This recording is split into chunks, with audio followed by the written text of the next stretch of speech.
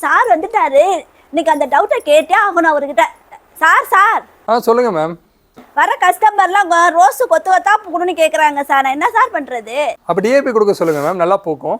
டிஏபியா sir? Sir அது chemical sir. Okay ma'am, டிஏபினா chemical தான்.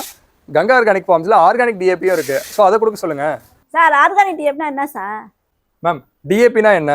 Tie ammonium phosphate. பிளான்ட்டுக்கு தேவையான பாஸ்பரஸ் சத்து வந்து ஃபுல்லாக கொடுக்கணும். நம்ம ஆர்கானிக்ல என்ன பண்றோம்னா இந்த போன் மீல் யூஸ் பண்றோம். போன் மீல்ல பாஸ்பரஸ் சத்தும் கால்சியம் சத்தும் நிறைய இருக்கு. இது நம்ம மண் புளோரத்தோட கலந்து கொடுக்குறப்ப மண் புளோரத்துல என்ன இருக்கு? என்பிகே சத்து நிறைய இருக்கு. ஸோ அதுல பாஸ்பரஸ் சத்தை என்ரிச் பண்ணி நம்ம வந்து செடிகளுக்கு கொடுக்குறப்ப நிறைய பூக்கிறதுக்கு அது ஹெல்ப் பண்ணும். அது மட்டும் இல்லாமல் இந்த கால்சியம் சத்தை வந்து செடிகளில் எந்த டிசீஸும் வராமல் பார்த்துக்கிறதுக்கும் ஹெல்ப் பண்ணும். ஸோ அதனால இந்த ஆர்கானிக் டிஏபி வந்து ரொம்பவே ஹெல்ப்ஃபுல்லாக இருக்குங்க மேம். அதை எப்படி யூஸ் பண்ணணும்னு கொஞ்சம் சொல்லிட்டீங்கன்னா நானும் வர கஸ்டமர்கிட்ட கொஞ்சம் சொல்லிடுவேன். மேம், இந்த போன் மீலை செடியை சுற்றி ஒரு டீஸ்பூனோ இல்லை பெரிய பிளான்னா ஒரு டேபிள் ஸ்பூன் அளவுக்கோ செடியை சுற்றி ஸ்டெம்ல படாமல் தூவி விட்டு கிளறி விட்டுட்டு தண்ணி ஊற்றலாம் மேம். அப்படி இல்லை மண் புளோரத்தோட கலந்தீங்கன்னா அதை வந்து நீங்கள் எவ்ரி 15 days வந்து நீங்கள் செடிகளுக்கு கொடுக்கலாம். இந்த ஈவனாக கொடுக்கறதால செடிகளுக்கு தேவையான சத்துக்கள் கரெக்டான அளவில் கிடைக்கிறதால செடிகள் ரொம்ப சூப்பராக வளருது. அதே நேரத்தில் நிறைய பூக்குது. உங்களுக்கு டிசீஸ் எதுவும் வராமல் செடிகள் ஸ்ட்ராங்காகவும் வளருதுங்க மேம்.